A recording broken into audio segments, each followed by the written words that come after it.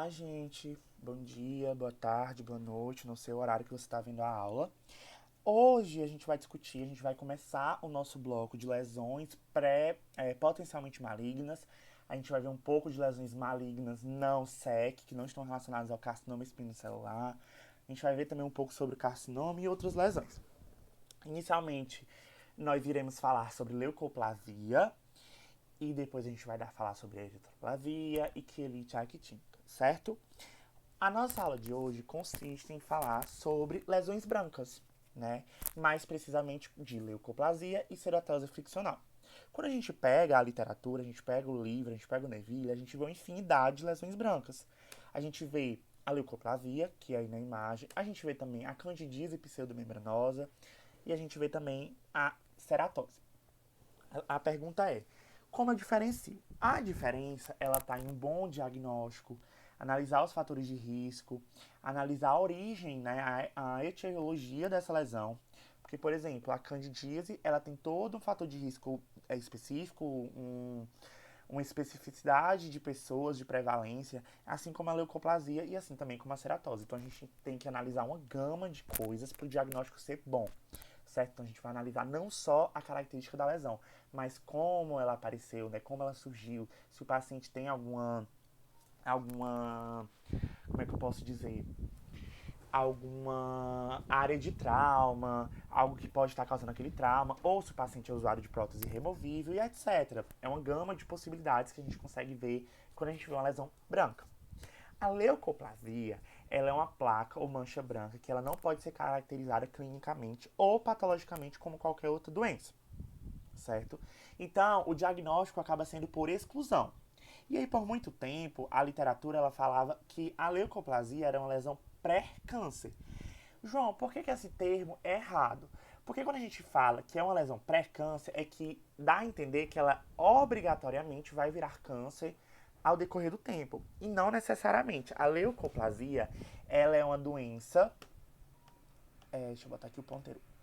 Ela é uma doença potencialmente maligna. Ela é uma lesão que pode se tornar um câncer, mas não é nada obrigatório, certo?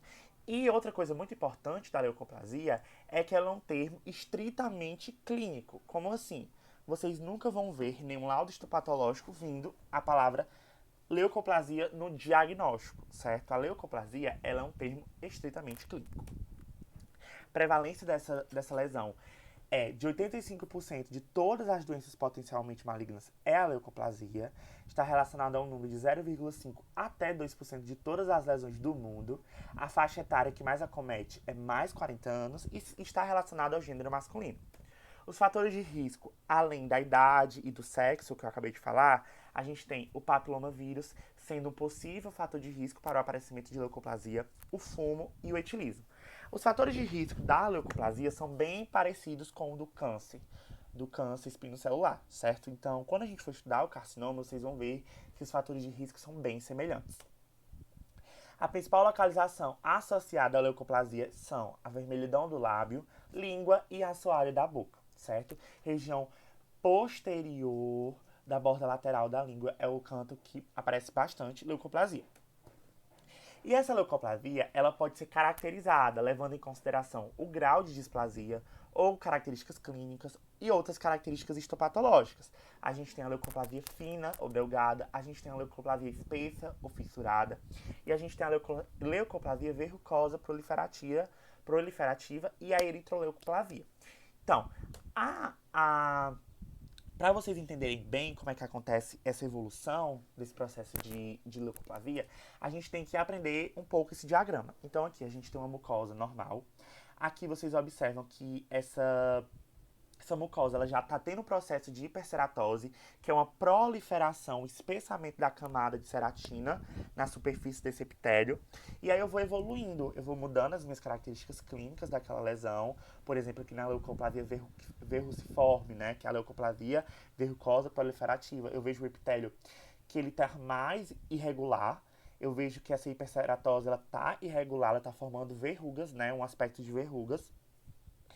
Eu apresento também mais linfócitos, entendeu? Até chegar a um grau maior de displasia mais grave, que é a eritroleucoplasia, quando é uma lesão mista. Eu tenho áreas leucoplásicas e áreas eritroplásicas, que são áreas avermelhadas.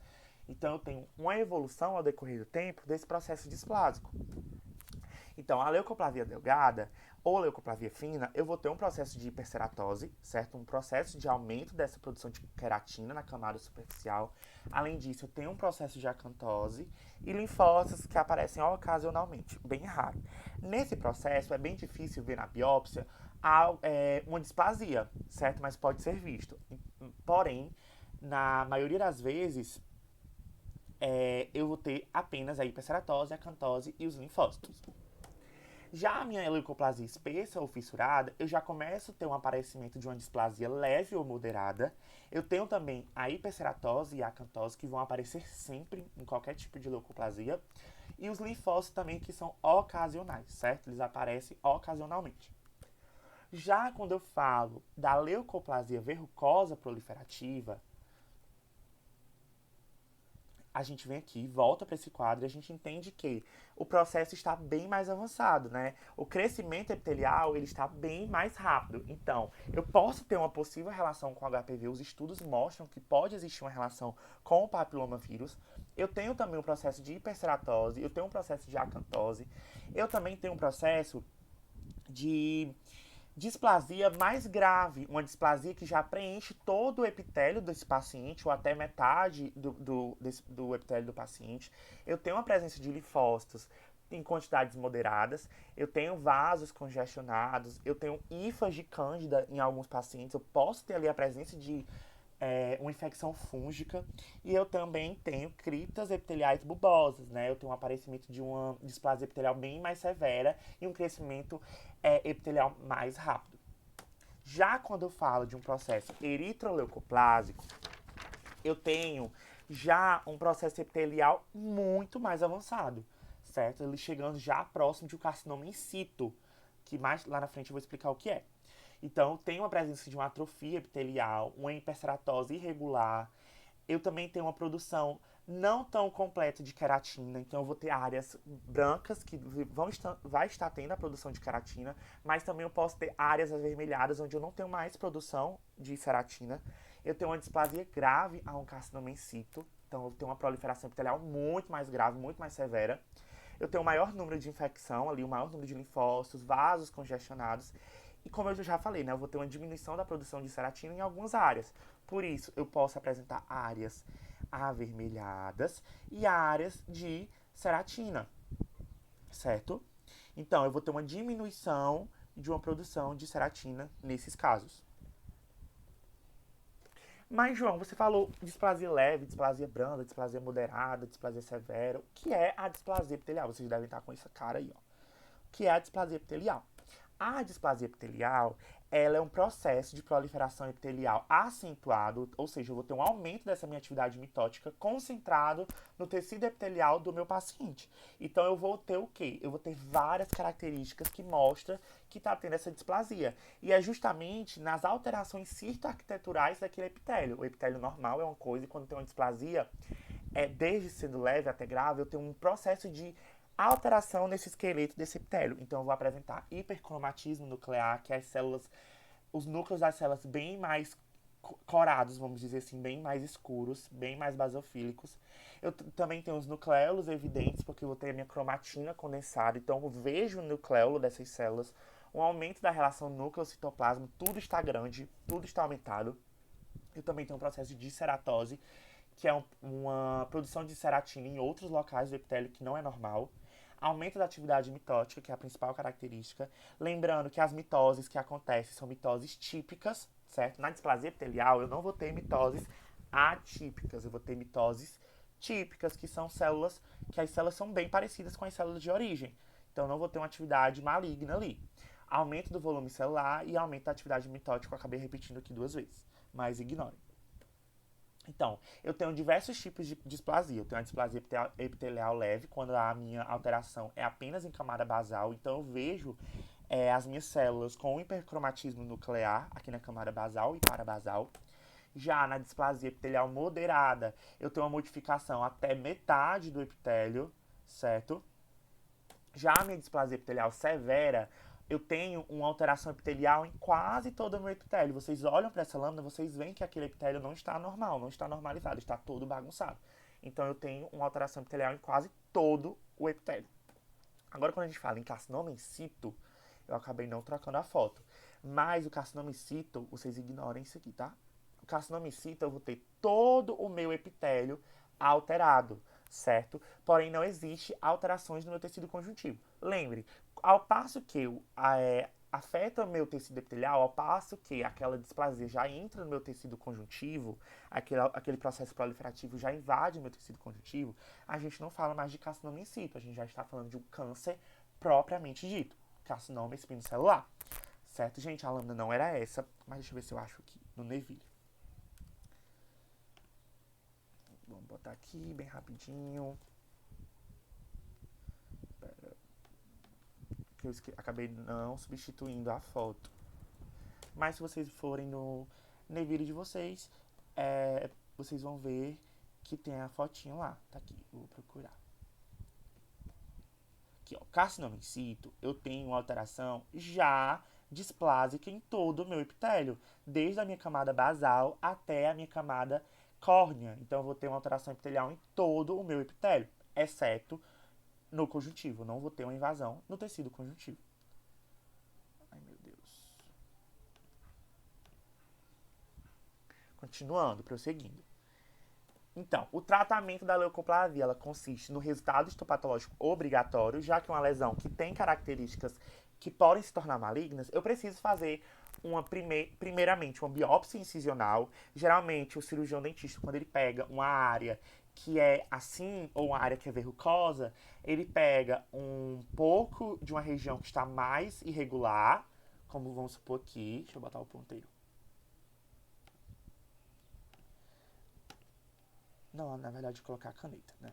Ele pega em áreas mais irregulares, em áreas que não estão tão irregulares, certo? Então, geralmente, o cirurgião dentista, ele vai pegar a biópsia incisional, ele vai realizar a biópsia incisional em duas áreas distintas, geralmente, primeiramente numa área mais irregular, depois numa área menos irregular. Vou fazer essa comparação, vou ver realmente se é uma leucoplasia, para depois eu fazer a minha remoção cirúrgica, que seria a biópsia incisional. E como é que acontece a remoção cirúrgica, né? Através de excisões com bisturi.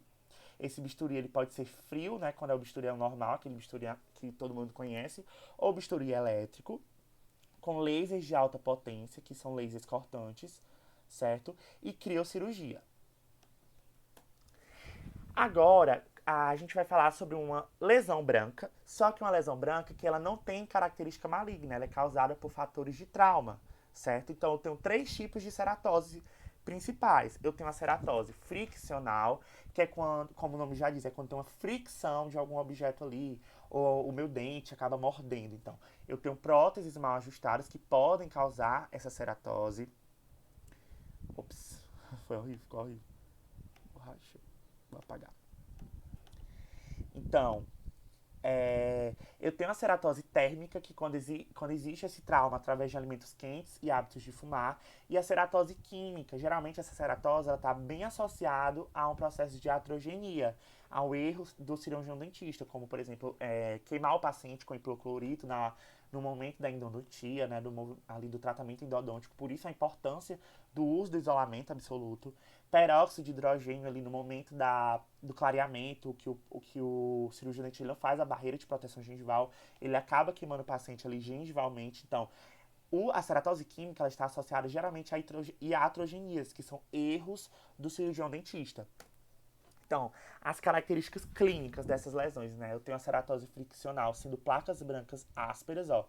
Você percebe que é uma placa branca áspera, ocasionalmente removidas, né? A gente faz a remoção do fator causal, e geralmente essas lesões já são resolvidas com a eliminação do fator causal. Eu tenho ceratose térmica, que são lesões brancas com áreas de ulceração. Então, quando o paciente ele queima a boca, a gente vê lesões brancas ali, formação, né, hiperceratose associada a úlceras, certo? E eu também tenho a ceratose química, sendo lesões brancas irregulares que podem ser assintomáticas ou não. Em relação às características histopatológicas, eu observo uma hiperceratose acentuada, uma hiperceratose nessa lâmina localizada, focal, bem pouca. Eu também posso observar acantose também e linfócitos ocasionalmente. E dependendo da ceratose, do tipo de ceratose, eu posso observar tecido necrótico ou um tecido pseudomembranoso e um exudato ali, né, por conta das úlceras, né? Percebam que essas duas características são bem semelhantes à leucoplasia e o infiltrado inflamatório também ocasional. Porém, qual a diferença principal da ceratose e da leucoplasia em relação a características histopatológicas? Eu não vou ter o processo de displasia epitelial. Então já diferencia bastante nesse diagnóstico. O tratamento, geralmente da ceratose, está associado à remoção desse processo de fator causal. Então, quando a gente faz a remoção do fator causal, vamos supor, de uma oclusão, uma má oclusão, eu faço ali um reajuste naquela oclusão daquele paciente, ou ajusto a prótese daquele paciente que estava mal ajustada, essa lesão desaparece. Então, o tratamento está associado a uma remoção desse fator causal. E, novamente lembrando, a ceratose não apresenta potencial maligno como a leucoplasia. Certo, gente? Essa é a minha principal referência. Todas as minhas monitorias são baseadas no Neville. Esse é o QR Code para baixar o Neville, para vocês estudarem. Muito obrigado. Esse está meu e-mail para vocês tirarem as dúvidas, marcarem atendimento. E vocês podem falar comigo também no WhatsApp. Muito obrigado.